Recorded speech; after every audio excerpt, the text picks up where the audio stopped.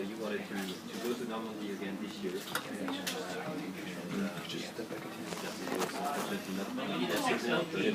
Stanley, am I in your way? That's good. That's good. That's good. I'm good. Come and see you and tell you how much we owe you personally and for everything that you did for us.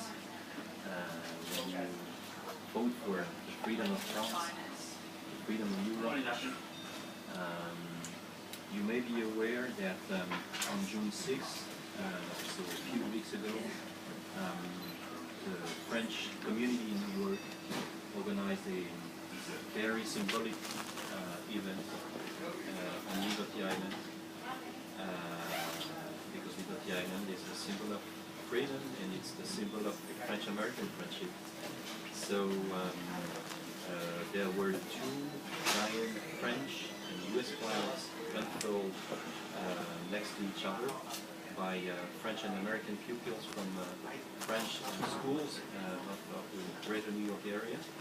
And also there was 1 million rose petals that were dropped by helicopter. And because we wanted to say thank you. And for me to come here today and meet with you is another way to say thank you to you personally and to your brothers in arms who fought for my country. So it's a real honor to spend this moment with you and with your family.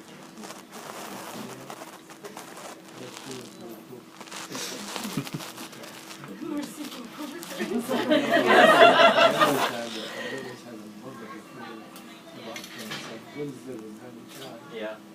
And I made some dear friends there. And as a matter of fact, some dear to our reunion. It's a really good reunion. Right. More nuts. And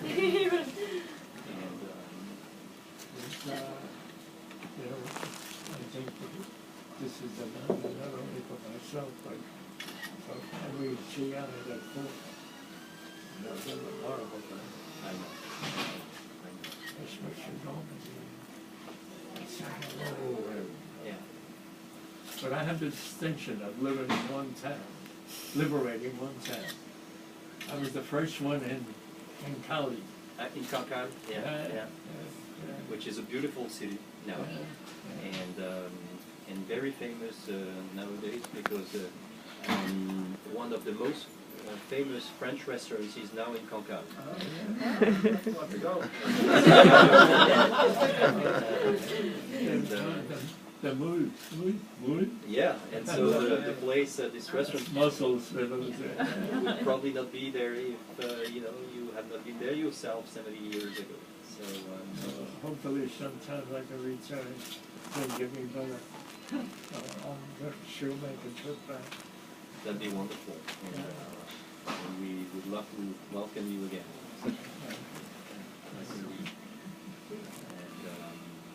And so you know that President Obama was in France for the 70th anniversary. Well, let me tell you where I was supposed to stay. Yeah, I know. But if he asked me did I vote for him, I would suppose I said no. I'm a Republican.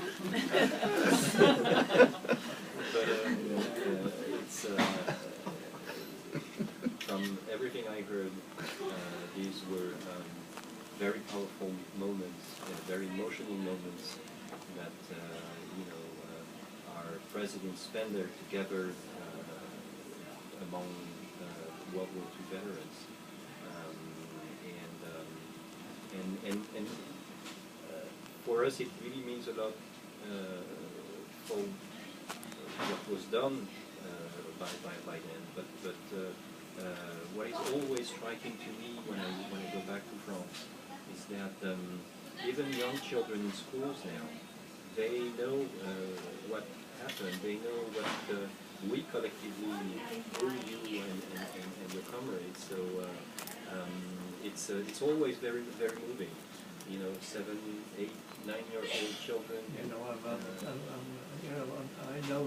all about that. As a matter of fact, the times I've been back there, I met up with some of the school children there, and you know, and how they would parade out and show their appreciation for freedom. Most people don't know what France went through at that time. But it was a horrible time for all the people in Normandy. They were really slaves. They were really like slaves. And all over France. Yeah. Because the Nazi occupation was horrendous. And you know, D-Day marks the beginning of a new era for France, but also for Europe. It's now the European Union is being what it is. It never would have happened if, without the help of America, without your help. It's true. Well, we give the British a little credit for that.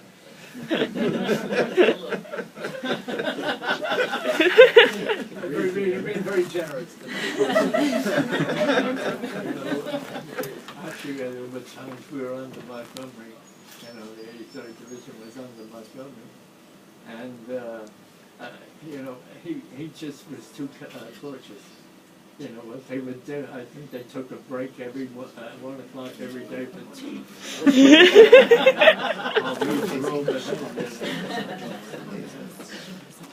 And my division was, you know, when we first went into Normandy, we were green. We fought the 6th Parachute Regiment, which was Hitler's elite force, and we also fought the 2nd SS Panzer Division. So we really had to learn how to fight in a hurry, because we had 7. We went through 7 regimental commanders in a period of almost, let's see, 3 weeks. But when we got Robert York, who eventually became a lieutenant general, he turned our regiment apart. We were probably one of the greatest regiments that ever fought in Europe, of all that fought in Europe. That Bob York was, when he died, I got to tell you this story. I went to West Point for his burial, and every general that served under Bob York, because he had done a lot after that war. Our government wanted him to lead the fight again in Vietnam, but Bob's attitude was, we go, we win. Otherwise, I don't want the job. Well, he turned our outfit around. There was no regiment. We never lost a battle from Vietnam.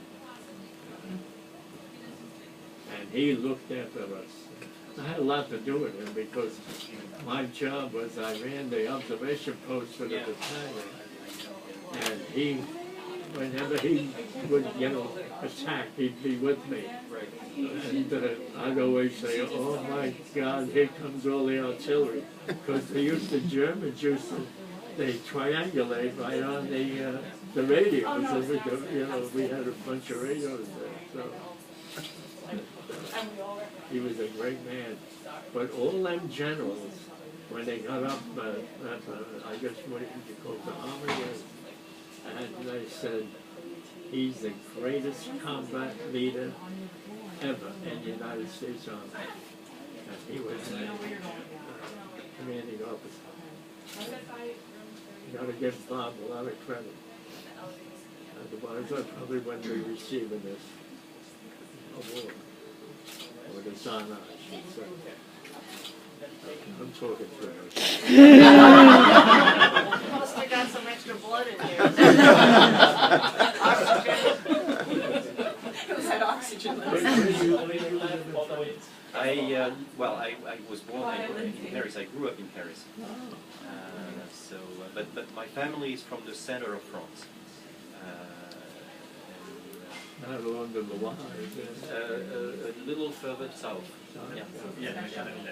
And so we still have a place there, but not more than in the chateaus.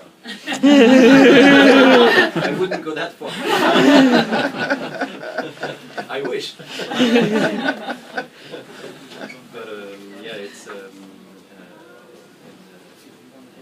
But you know, being a diplomat, I spent most of my time out of France. So I was posted in Washington D.C. for a few years, in China for a few years, in Indonesia, and so when I heard that I was getting appointed in New York City, so that was my second tour in the US, we were really thrilled to be back because we feel, you know, in the US like it's our second country. So very much. Well, America and France have always been. That is true. And the French helped us in the Revolutionary War. Yeah, absolutely, absolutely.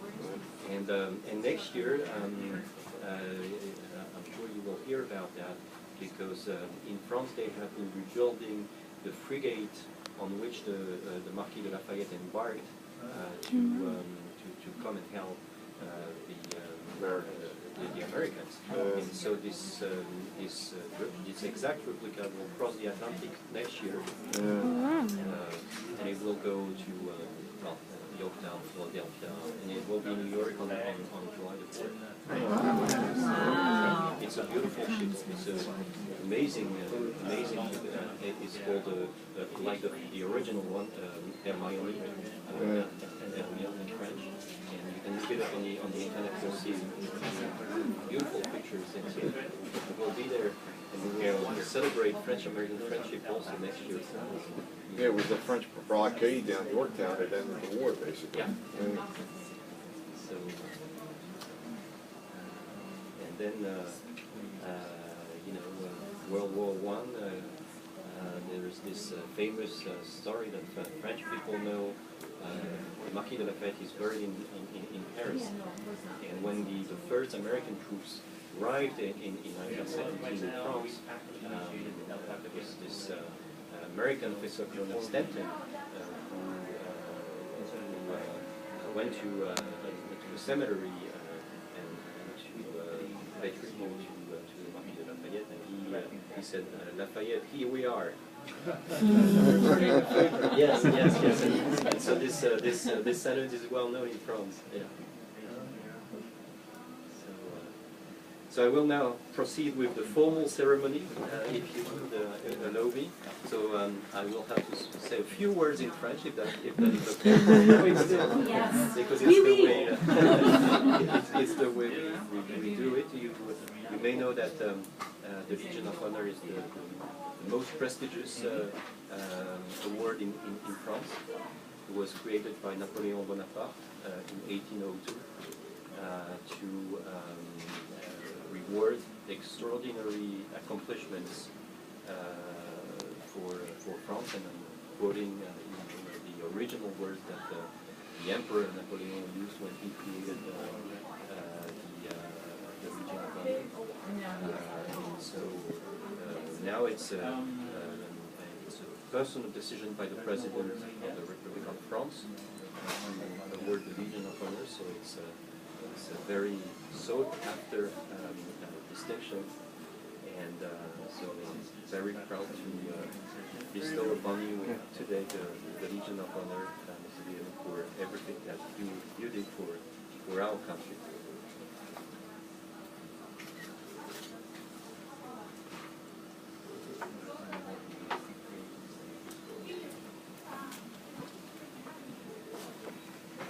Stanley Bielen, au nom du président de la République française, nous vous faisons chevalier de la Légion d'honneur.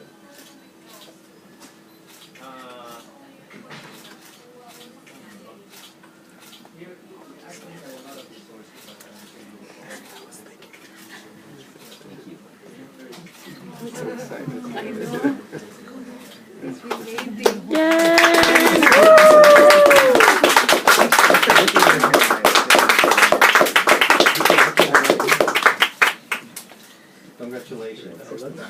Let's celebrate. Good friends brought in some nice French. French champagne. The most famous. Would you like to have some French champagne? A little bit, I can't Yes. resist.